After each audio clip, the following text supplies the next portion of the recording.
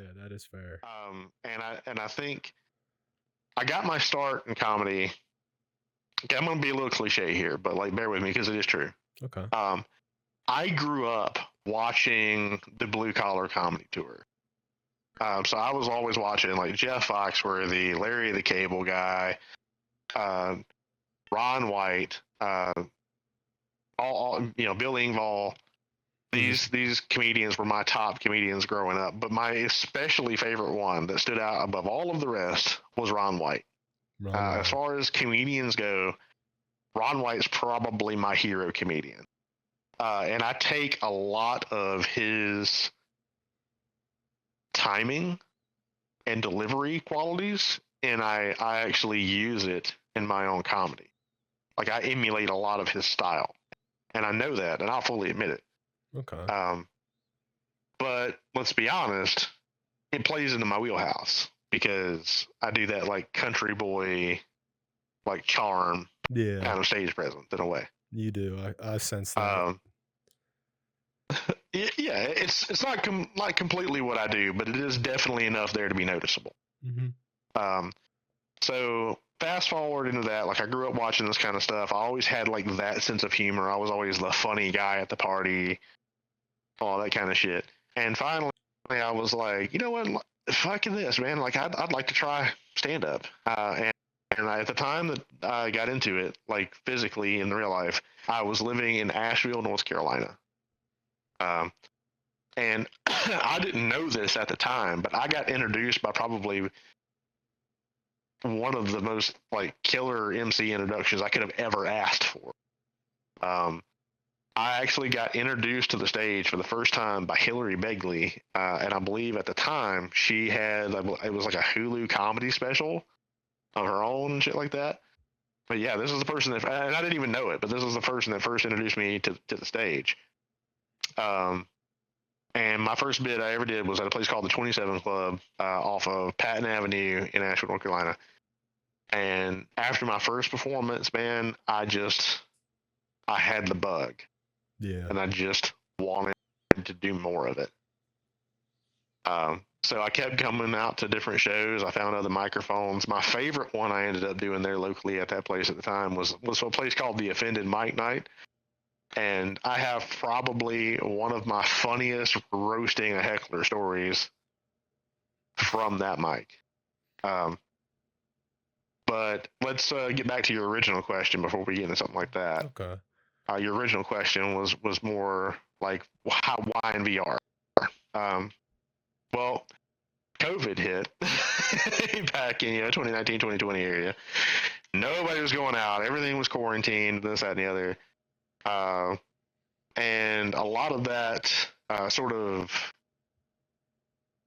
fell over. Like my mother's got like 2 different immunocompromised things, and at the time I was trying to stay there and take care of her, during the COVID pandemic and everything that was going on.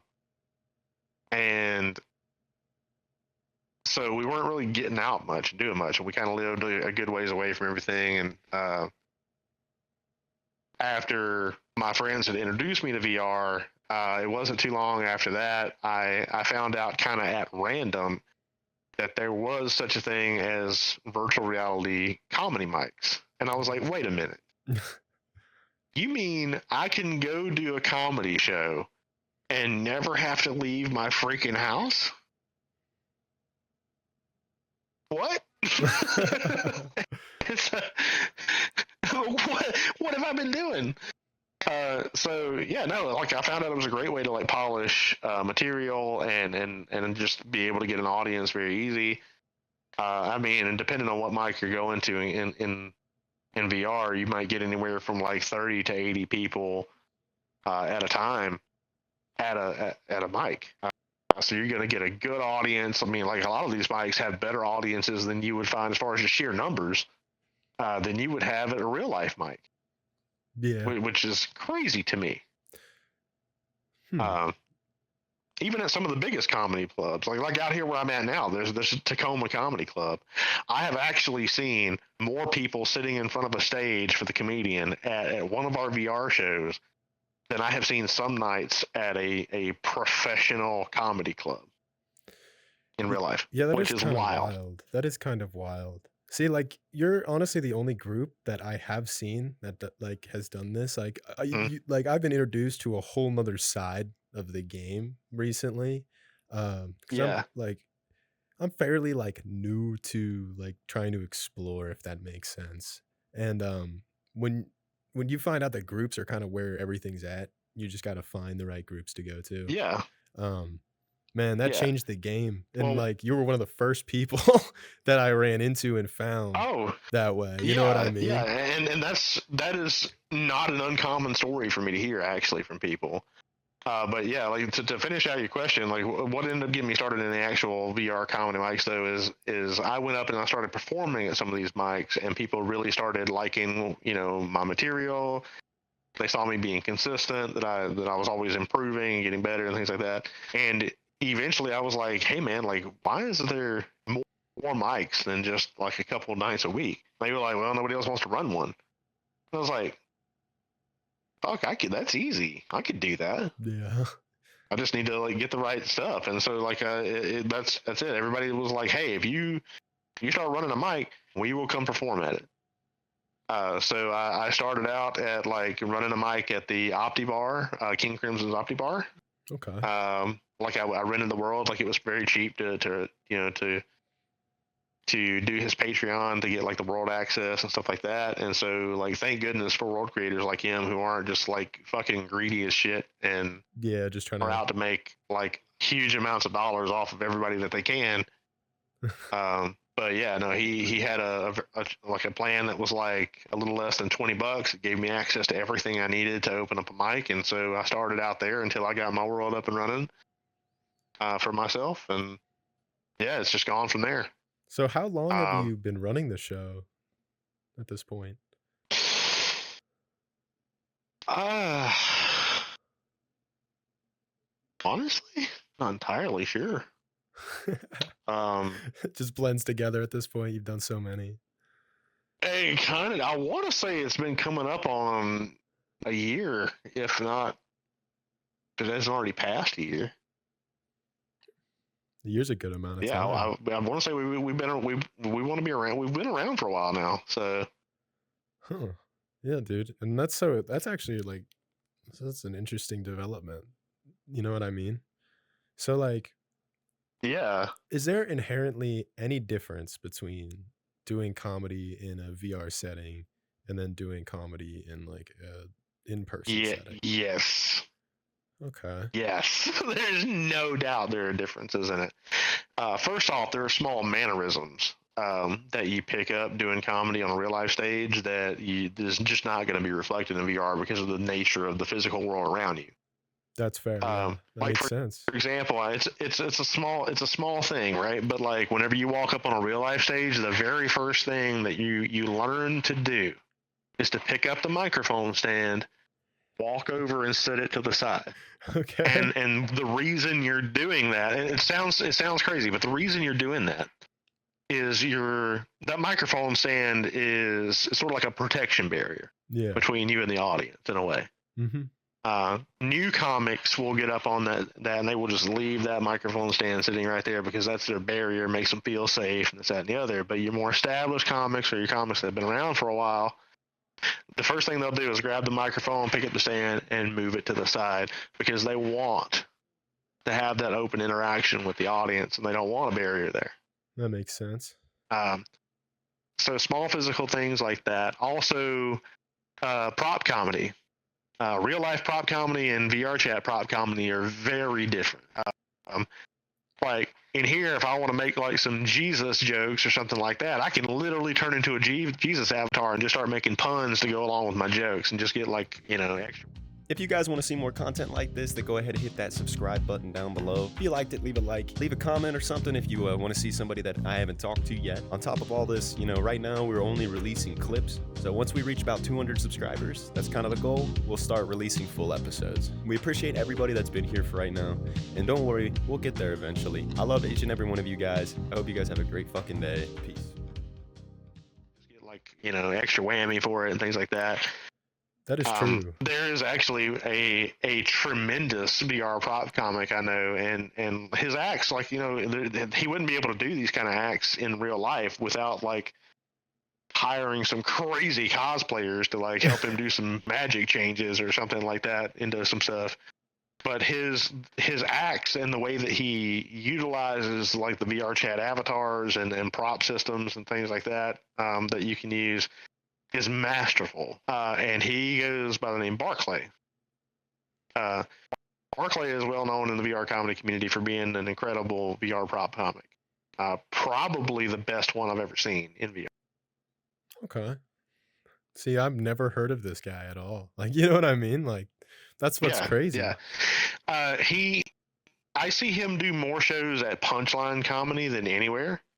But that kind of goes into, Punchline is probably the most long established. They've been here for years and years at this point in VR chat. And they're probably the most established, longest lasting, free speech comedy microphone. Okay. In VR chat. I got you. I'll have to check them out. And I say that I'm saying that very specifically because there's really about two different kinds of comedy mics in VR chat. There's free speech mics, and there's what I refer to as TOS mics, which is terms of service mics. Okay. Meaning that any content that is said on stage has to be something that would be safe to go on like Twitch or YouTube, something like that. Right. Yeah. So you strictly don't do that, which I mean, I admire. You're really putting a show on. I'm a free speech mic.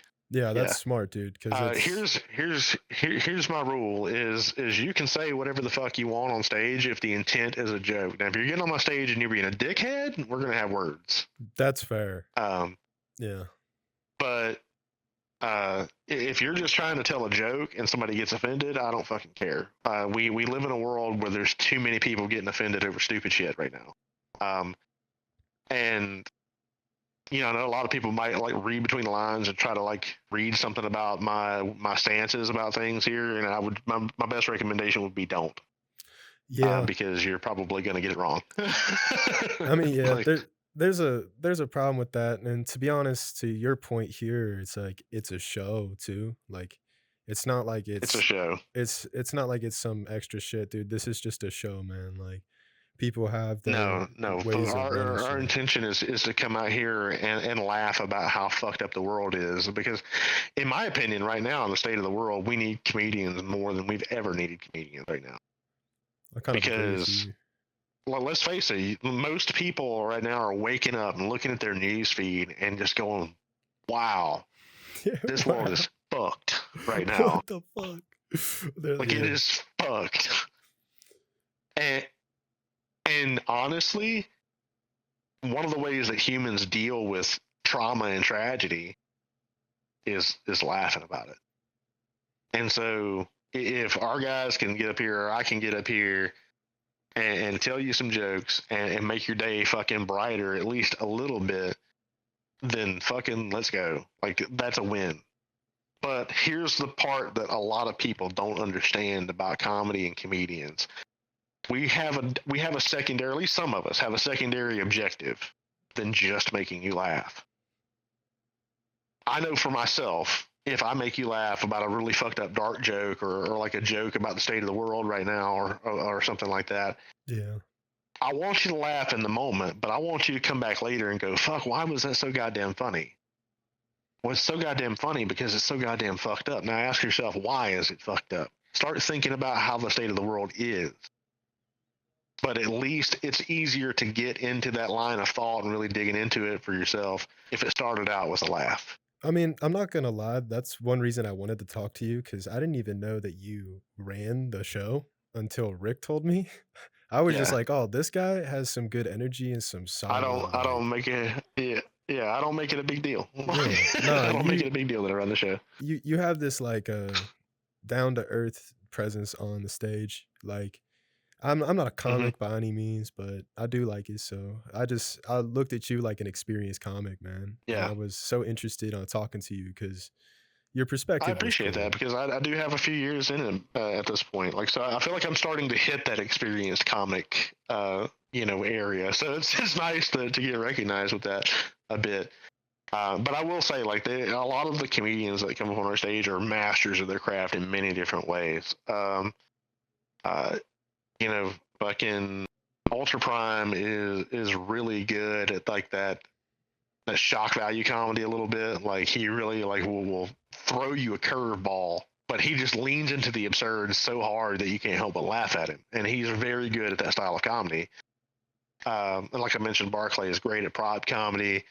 Fucking, if you ever get a chance to see Angel Noob perform, Angel Noob is so good, and he's just naturally good. Like that's the thing. Like it's not even that he's per se trained it or attempted to train it, but like he has honed it all alone, himself, and he really has like that good old boy down home country charm level of humor that most people will never be able to accomplish. Yeah.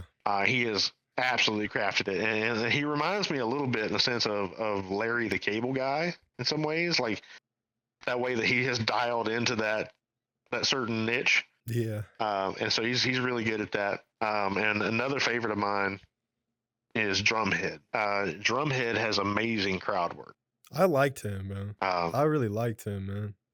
That guy was fun. Yeah. Both times I went to your club. I actually really enjoyed him.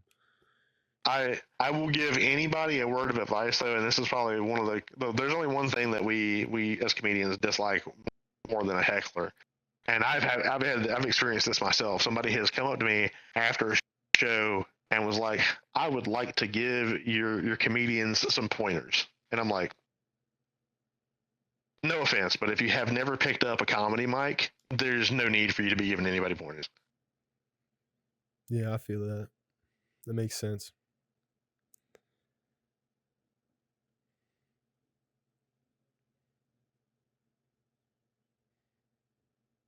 But so yeah, like I said, Drumhead's great. He does amazing crowd work. And there's a couple of up and comers that I've seen recently in the last few months that have really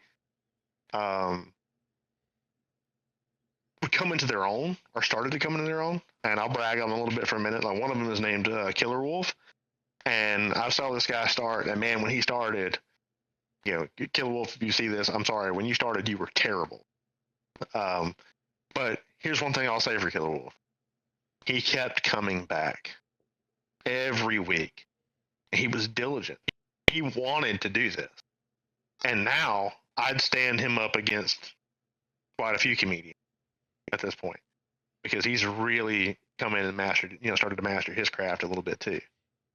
At least as far as the first like push through that you can do to get into that. And another one would be Glows. Glows is a little bit newer, but Glows kind of like he's very relatable in his humor, and so I feel that that those two deserve a special mention. So, how many total regulars do you have usually filtering in and out? Regular comedians? Yes, sir. Give me a second. I can give you a pretty good answer on that. Luckily, I keep a member list on Discord for just that kind of thing. All right, let's see.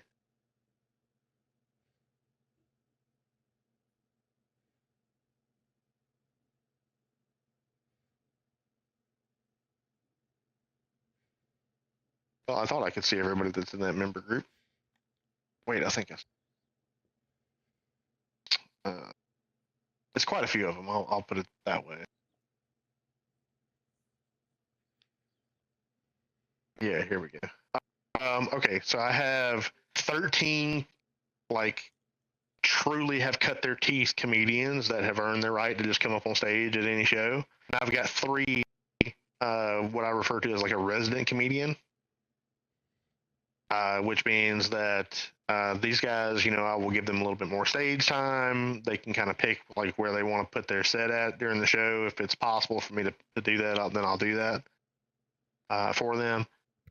And those are guys that have been there a long time. A lot of them have been there from almost the beginning of when I opened my doors. So there's a little seniority there, but it's also just the fact that they came out week after week after week after week to keep doing shows, and specifically supporting After Hours a lot while they were doing other things too. So I appreciate them for that. Actually, I try to always show my appreciation or a certain amount of reverence. Now, I'll say this: like me and Alaskan, like the guy who owns Punchline, we don't really hang out, which is fine. Like I think we just have two different personality types, and that just is what it is. But we don't like dislike each other or anything like that. Coupe at the lot, told him fuck 12, fuck SWAT, busting all the bells out the box. I just hit a lick with the box, had to put the stick in the box. Pour up the whole damn seal, I'ma get lazy. I got the mojo deals, we been trapping like the 80s.